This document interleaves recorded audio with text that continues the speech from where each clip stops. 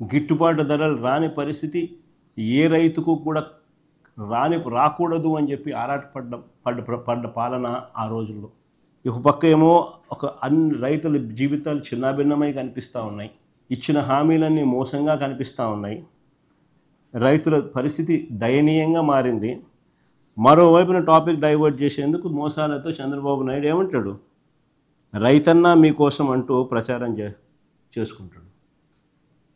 పేపర్లో అసలు ఈనాడు పేపర్లో చూస్తే పేపర్ కటింగ్ చూడండి ఒకసారి, రైతన్నా మీకోసం అంట. ఏమంటాడు,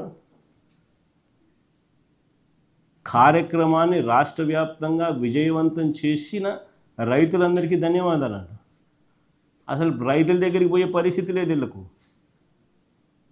పోతే రైతులు తిడతారు, కొడతారు, ఎవడు పోయింది లేదు. విజయవంతం అంట.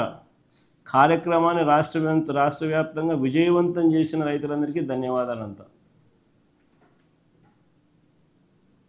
ఆశ్చర్యం అంటే ఆశ్చర్యమైన అడ్వర్టైజ్మెంట్లు, బుల్డోజింగ్, గోబెల్స్ ప్రచారాలు.